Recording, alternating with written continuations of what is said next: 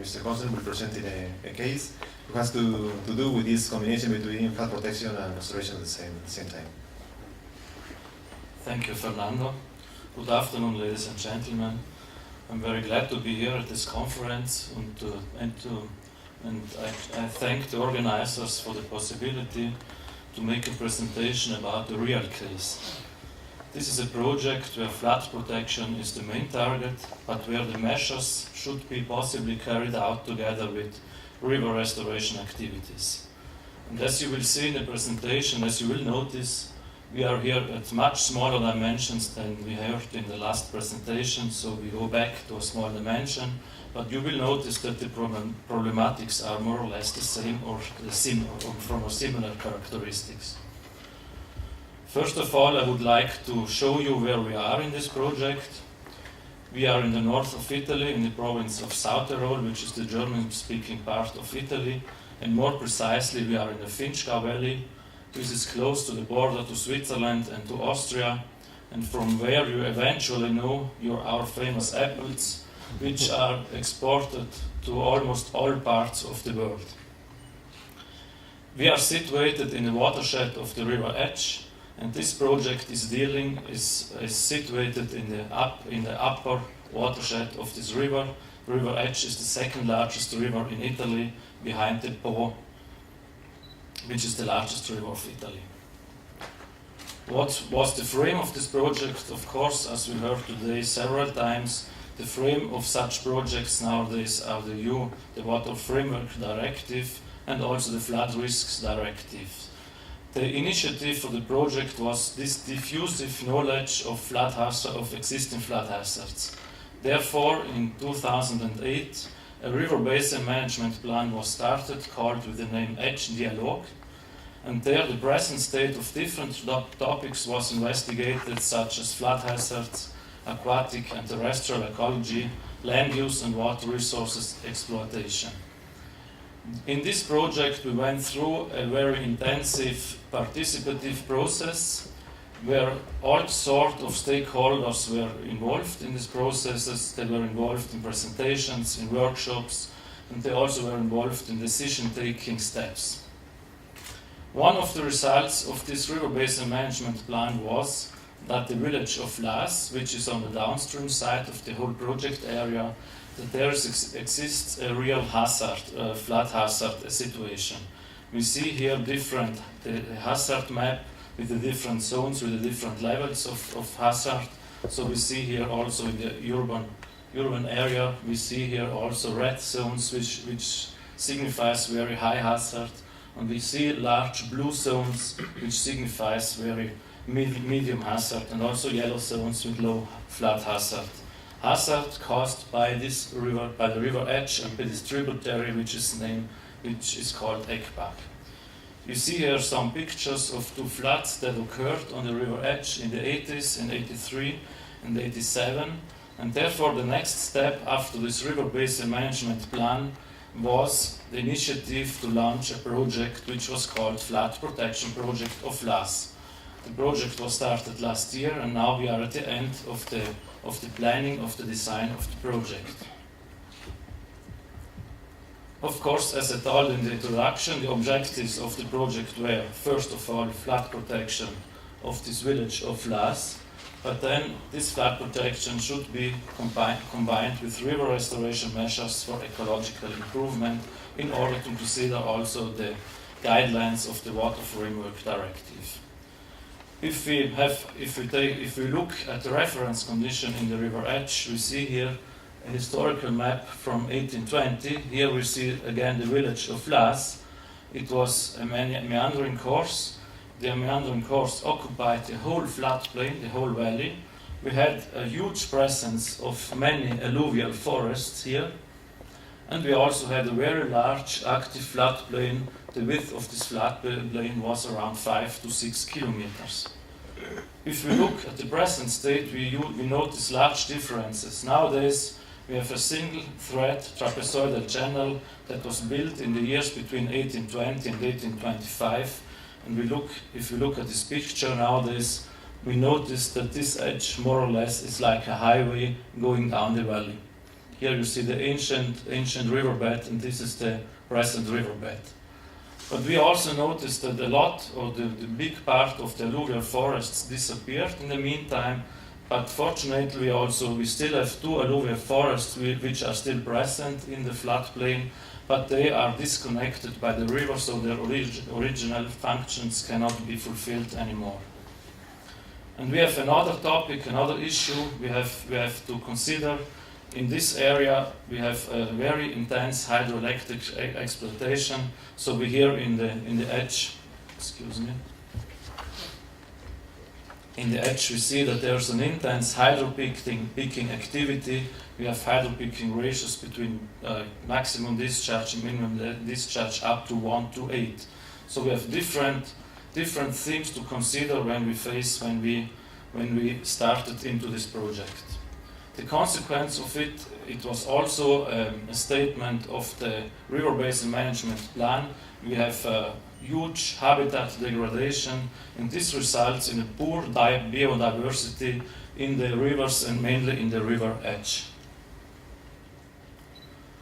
So if we look at the targets in river restoration, then the aim is always, or one of the aims is to come closer from a present condition, from a present degraded condition, closer to a reference condition.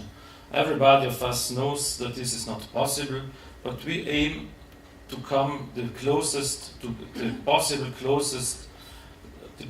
most possible close to this reference condition. We define an optimal condition which is feasible nowadays, very often by means of a guiding image, and based on this guiding image, different activities, different measures are planned and are tried to implement it also in reality. So therefore, in this project we started to define measures which would be technically feasible. For example, the first measure, of course, is a locally oriented protection measure of the village. But then we also proposed different other measures, which were, for example, a river widening of this river edge for a length of 2.2 kilometers. Then we proposed to reactivate this alluvial channel and to give him the original functions as flood detention area. But we also proposed to extend this flood detention area to this private land in order to reach a larger volume for flood detention. But this could have been the ecological highlight of this project, was the proposal of rehabilitation of this ancient riverbed.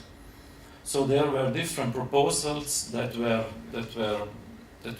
very utopistic, but they were then in the public assembly of the stakeholders. They were also, the majority of the public assembly of the stakeholders were in favor to realize all these measures.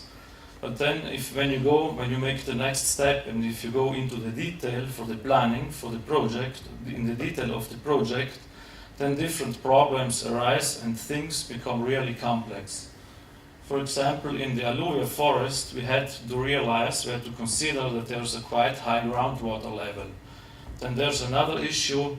This alluvial forest is a Natura 2000 area. And then we realized also that the Authority for Landscape Ecology, for them it is not so easy to approve a new detention area surrounded by dams. On the other hand, we also have an economical use of the forest, so also the landowner was not so enthusiastic about our proposal. And then we also had, of course, the opposition of the private owners in this case. If we go further, if we talk about this ancient riverbed, about this rehabilitation of ancient riverbed, there is a fishing lake with private rights, and also the fishers there made a huge opposition because they were afraid that their fishing lakes could disappear due to the rehabilitation of the ancient riverbed. Then also we had some areas where the ancient riverbed, in big parts it is still existing, but in some parts it is disconnected, so it should have been reconnected again. So therefore, at the end of this process, where we had a lot of meetings with all the stakeholders, we realized that we have, first of all, a limited available volume for the detention basin.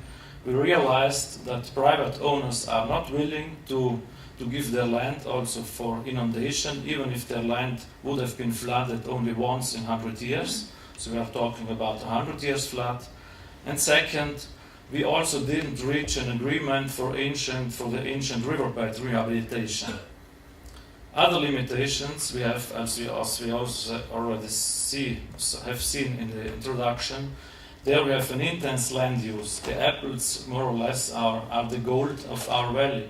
And so we have the orchards that reach more or less the bottom of the levees, the toe of the levees, so there's almost no public land available. And there also, along the river course, along the edge, there are also some water intakes that serve for irrigation of the orchards. Also these water intakes, of course, have to be respected. If we talk about the village, there is also, the village is urbanized and there's also some industrial activity. This, of course, limits the space for the flood protection measures. So we see also here for the river widening, we have limited space in length and also in width for the widening. And for the flood protection measures in the village, we have reduced space for the riverbanks, for the adjustment of the riverbanks.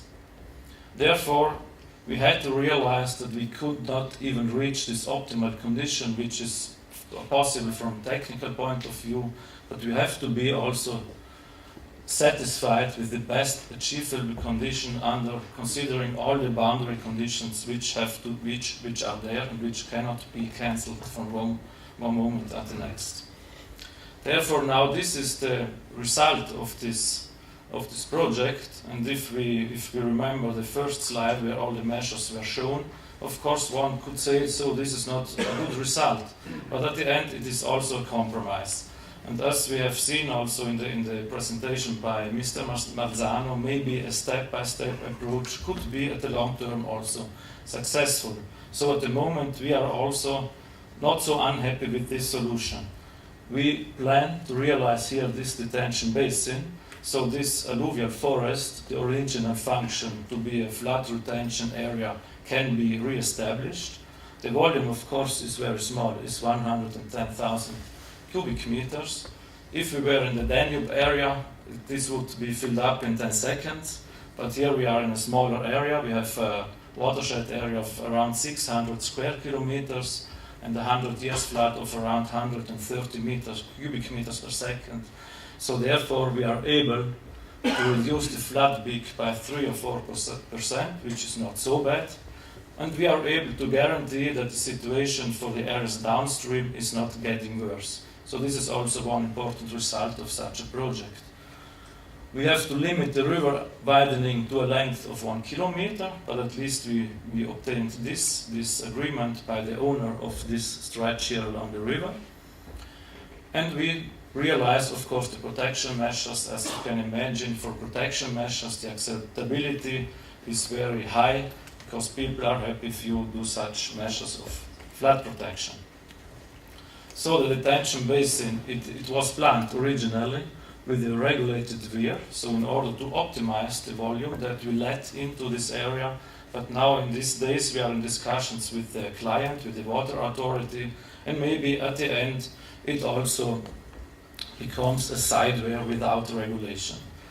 Another measure that we have planned and we are planning is to install some pumps at that point where the side weir is for the detention basin, in order to make a flooding once or twice per year of the alluvial forest, in order also to re-establish some of the ecological functions.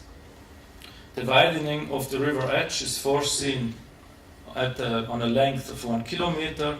We obtain 15 meters of space, so if we compare to the situation nowadays, we have a width of 20 meters. In the future we will have a width of 35 meters, which is not so bad, I think.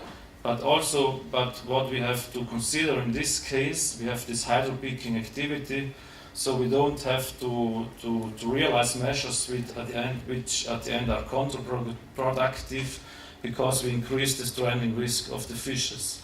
So the measure we have foreseen are for mainly groins, and also a riverbed where these fluctuations can can be contained, and then a riverbed where floods can be extended, and where we hope that some dynamics and some hydromorphological improvements can be obtained.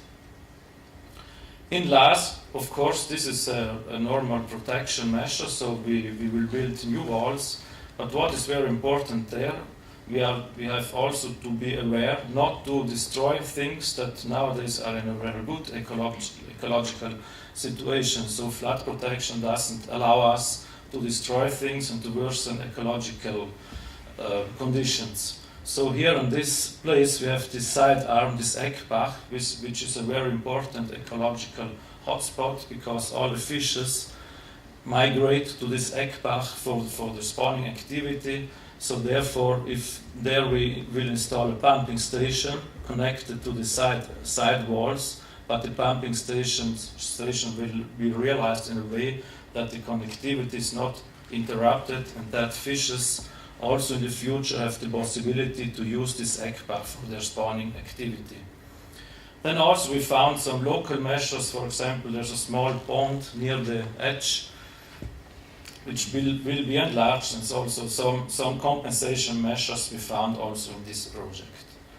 I come to the conclusions. It is an ambitious project, but it is conditioned by the complexity of the context, so all this public relation activity, the activity with stakeholders is very important, is fundamental, and of course at the end you reach a compromise. And stakeholders that have very extreme positions, of course, at the moment they are not so happy. But we try also to convince them to make one step and maybe in the future to make another step. And with these measures that we plan to realize, we are sure that we do not prevent also further measures in the future. So therefore the detention basin also in the future could be enlarged. Also the river widening stretch could be longer in the future. So therefore, it is a compromise. And then at the end, you see these headlines in your local newspapers, and this is a compromise. And I think it's also important to bring together different interests. And in this context, the interests were really contradictory, and therefore, we think it's a step forward. I thank you for listening, and of course I thank also the Public Water Authority which launched this project, and we are still on the way to work and to bring it into practice, hopefully in the future. Thank you.